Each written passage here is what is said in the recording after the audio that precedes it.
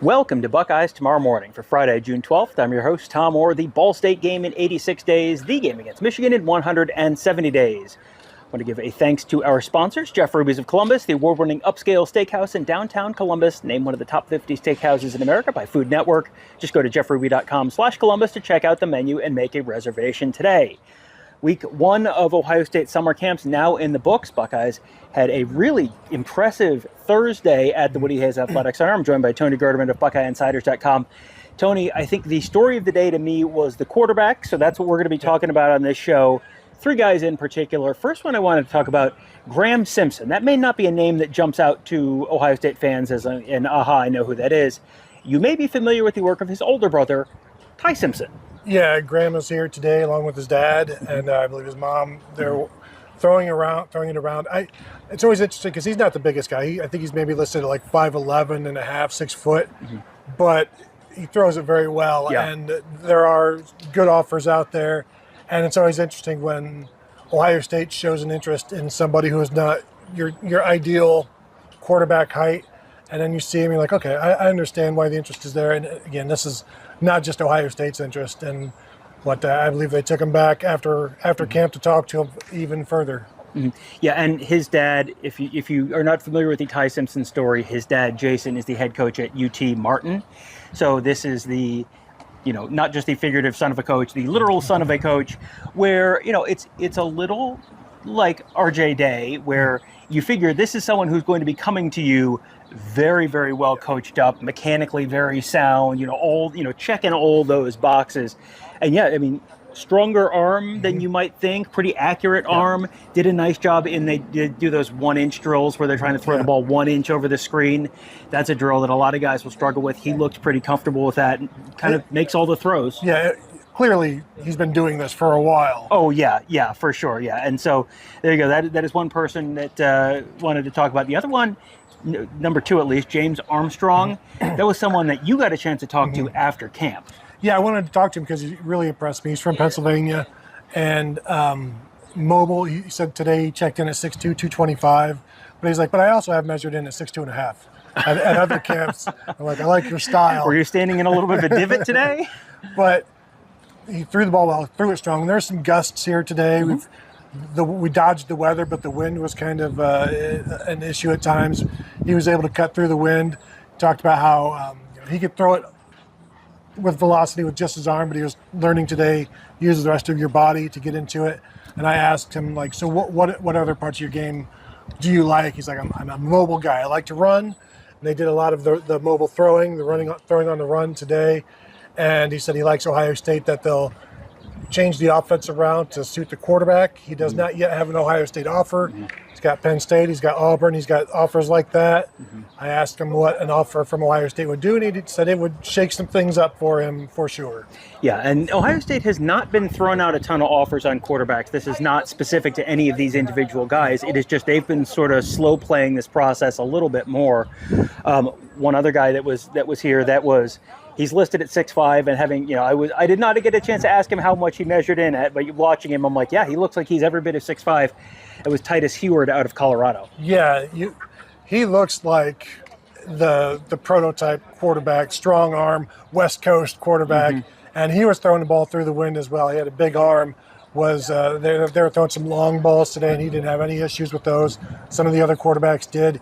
He did not, and certainly looks like he's going to be a high-level college football recruit. Yeah. And one other guy that we should mention real quickly, Rain St. Clair, younger brother of Tavien St. Clair, the current Ohio State backup quarterback. He started his high school career at Bell Fountain, where Tavien played, and ended up, he is now at Upper Arlington, so a little, just about a mile that way. And so he was, it's a little like Tavien, where you saw him a couple of years ago, and it was like, oh, well, that's a talented little kid. And now all of a sudden you look at him, I stood next to him, I'm like, well, I'm 6'2", and he might be 6'2 and a half and still growing. Yeah, no, it's fun to watch him grow as well. And he threw the ball well today in the one-on-ones. Yeah. He threw some long ones, and he showed plenty of arm doing so. This is a couple years ago, this was Little Rain, and it's no longer Little Rain. It's just Rain now. Yeah, and he was last year. We saw him at the 7-on-7 camp, and it was like, all right, there's definitely something there. He will be back at the 7-on-7 camp, it sounds like, for next week. So we'll get a chance to see him throwing in a more competitive setting next week. But yeah, that's another one that is a Division I quarterback for sure. We'll see where he ends up still. Several years of high school to go through, but yes, that he will. There's a possibility he is known as more than Tavien's younger brother at some point relatively soon. So we will let you hear a little bit from the interview that we talked about earlier with James Armstrong. We'll put that at the end of it. There we go. Got someone firing up a gator near us, so it is officially now it's a Buckeye Weekly episode too. How about that? But yeah, we'll let you hear a little bit from James Armstrong at the end of this video. But also want to thank our friends at Jeff Ruby's of Columbus, proudly offering nationally acclaimed USDA prime steaks, seafood and sushi, impeccable service, live entertainment, and an attention to detail that is simply unmatched. Just go to jeffruby.com/Columbus to check out the menu and make a reservation today. That will do it for today. Thank you guys all for joining us. Have a great day. We'll talk to you tomorrow. So it looked like you had a good day out there. How do you feel you did? I feel like I did pretty well. I mean, there's obviously some things I can work on, but I like to take all these camps as a learning experience, and I really had a great time with Coach Fessler. I feel like he was a great teacher and a great coach overall, so I really feel like I got better today. Where were you before today? I was at Penn State yesterday, and I was at Pitt earlier this week, and I have a couple more things scheduled, but this is definitely one of the priorities I'm working on. So then you're not sure exactly where you're going next then, or? Well, I'm going to Auburn, Kentucky, Virginia, Michigan State, and that's it, I think. And Florida State, too. And then what'd you pick up today in terms of lessons learned, tips like that?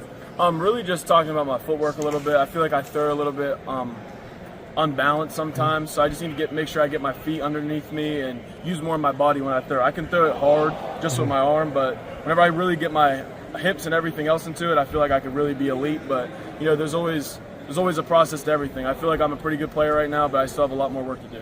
What are some of the offers you've got right now? I have Auburn, Penn State, Pitt, Georgia, Florida State, and some more. But, I'm really trying to just narrow it down now to try to just see where I want to go, because you can only go to one school, so I'm not going to use it as a... What would an Ohio State offer do? An Ohio State offer would shake things up definitely. Just the program being so prestigious and the track record of amazing quarterbacks that come through here, it's like whenever you start at Ohio State, it's a good start to getting to the league, which that's always everybody's goal. So definitely it would shake things up. And you mentioned your strong arm. What other parts of your game do you like? Really my biggest thing is just my mobility. I feel like I run a lot. I rushed for 16 touchdowns last year and 800 yards, being hurt the last 7 games of the season. So, I really feel like if I get a full season of that, you'll really be able to see more of my mobility, but that's my top thing. But I still need to be able to come out here and show that I can throw the ball too. You mentioned some of the prestige that Ohio State has. What's it like working as a quarterback with not only Billy Fessler, but then you also get Arthur Smith and you get Ryan Day as the head coach? What kind of experience is that to differentiate from some of the other programs you might It's honestly it would just be an honor, honestly. It's just great to put yourself around with amazing people. These are the people that you want to go be with at the next level, so just getting to sit here and work with them just means a lot to me. It would just make me be better and better even in my high school season. So I hope that we can keep building this connection and eventually get to somewhere where I have an opportunity to play here. When you talk about your mobility, is that something that you sense Ohio State wants out of their quarterbacks? Is that something you guys worked on a lot today at camp? Definitely. We did a lot of throwing on the run drills and things like that. But I know I've watched a lot of Ohio State. You can't really miss it. So they definitely change up their offense based on their quarterback. I know they had Justin Fields, more of a runner. Julian Sands, more pocket passer, but he can also move too. So they're really good at changing what they do based on the quarterback that they have. So that gives me a lot of confidence that I like to run. I want to run the ball. So if I were to come here, then I would want them to change it for me too if I eventually got the chance to start. So definitely it's just great to see how they can maneuver the offense based on their personnel. Do you have any sense of your timeline from this point forward before you eventually sign with the program? Do you have any visits lined up for the fall and any camps that you're going to the rest of the summer? I'm trying to bring it down to about eight schools before the season starts so I can go hit every one of their games because I want to see what the atmosphere is like and everything. Then I was planning on deciding more like after the season around June, July, maybe even May. Just like that's more of the timeline right now. Any of the receivers stand out for you today? I don't know their names, but there was a couple of guys that definitely were pretty good. There was at least 2 I noticed. I was like, they were pretty good. I don't know their names, though. Height and weight, what did they list you at here today? I'm 6'2", 225, but I've been measured at 6'2.5", 6'2". It depends on the day, honestly.